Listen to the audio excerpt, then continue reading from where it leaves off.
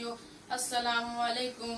چاند جیسی زمین پھول جیسا گگن، چاند جیسی زمین پھول جیسا گگن، یہ ہمارا وطن ہے، ہمارا وطن. 15 اگست 1947 کو ہمارا ملک انگریزوں کی غلامی سے آزاد ہوا. انگریز حکمراں ہندوستانیوں پر بڑا ظلم و ستم کیا کرتے تھے. آج ہم 74ویں یوم آزادی منا رہے ہیں. وہی آزادی جس کے لیے ہمارے اپنوں نے اپنے جانوں کی قربانیاں دی، وہی آزادی جس کے لیے عورتوں اور بچوں نے سینوں پر گولیاں کھائی، وہی آزادی جس کے لیے ہمارے بزرگ کئی سال جیلوں میں ظلم و ستم برداشت کرتے رہے. مگر افسوس، صد افسوس کہ ہم ان کی قربانیوں کو بھلا بیٹھے ہیں.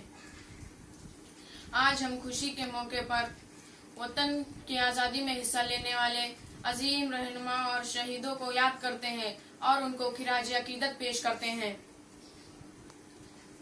گاندھی جی، مولانا ابوالکلام آزاد، ڈاکٹر بابا صاحب امبیڈکر، سردار ولبھ بھائی پٹیل، اشفاق اللہ خان، شہید بھگت سنگھ، پنڈت جواہر لال نہرو اور بھی کئی علماء کرام نے آزادی کے لیے اپنا سب کچھ قربان کر دیا.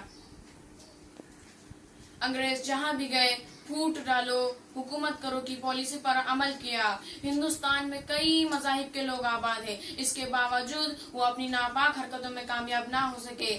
اس موقع پر مجھے ایک شعر یاد آتا ہے: مسجدوں میں اذان، مندروں میں بھجن، مسجدوں میں اذان، مندروں میں بھجن، شیخ اور برہمن کی دلوں کی لگن، چھا گئی ہے اندھیروں پہ اس کی کرن، چھا گئی ہے اندھیروں پر اس کی کرن. یہ ہمارا وطن ہے، ہمارا وطن. آج ہمارا دیش کورونا جیسی مہاماری کی چپیٹ میں ہے. ہماری معیشت تباہ و برباد ہو گئی ہے. تعلیمی نظام بھی درہم برہم ہو گیا ہے. مزدور ہجرت کر گئے ہیں، غریب و لاچار پریشان ہیں. ایسے وقت ہمیں بھید بھاؤ، ذات پات، رنگ نسل کو درکنار رکھ کے ہر ایک دوسرے کی ممکن مدد کرنی چاہیے.